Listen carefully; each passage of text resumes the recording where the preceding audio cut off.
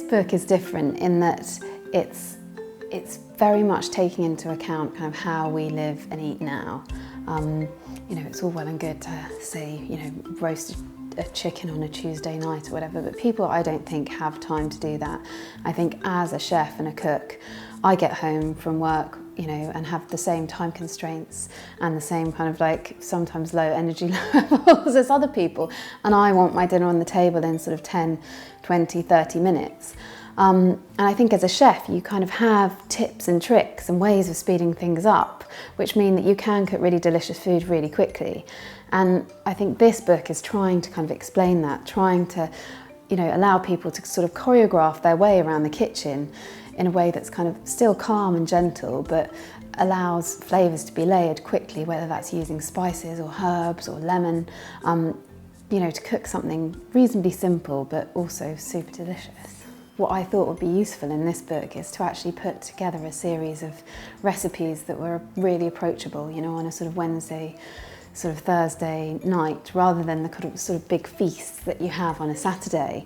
And yeah, so the book's broken down into different chapters: 10 minutes, 20 minutes, 30 minutes, 40 minutes, and then this chapter called Investment Cooking, which is all about the things that you might be able to do, you know, when you've got a spare hour that actually is going to mean that, you know, you've got some lovely things to rely on for the next week or month. I've kind of tested all the recipes out here at home a few times, but then also I kind of sent them out to all my family and friends, people who are non-cooks, and asked them to time themselves as well, because obviously, you know, when you're a chef, you kind of do have a different mindset and do things a bit quicker.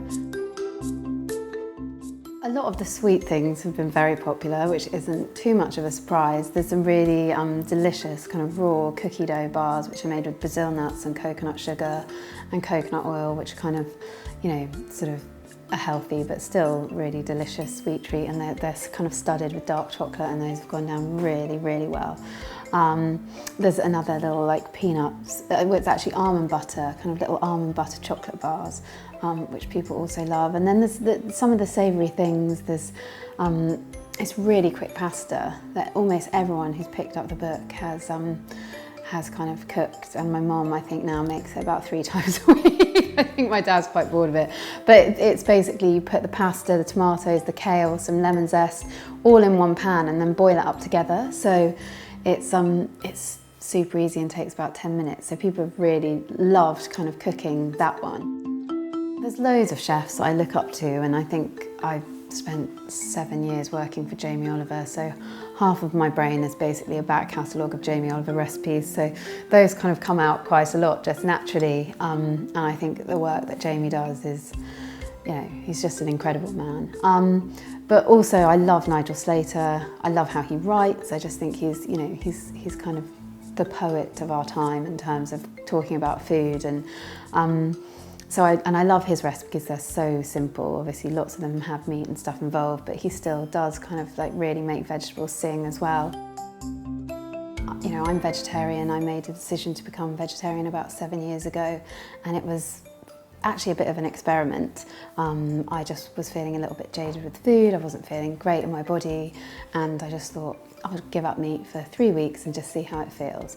And I kind of felt amazing. And actually that's the reason why I've kind of written these books, because I wanted to share the food that has made me kind of feel great and feel vibrant.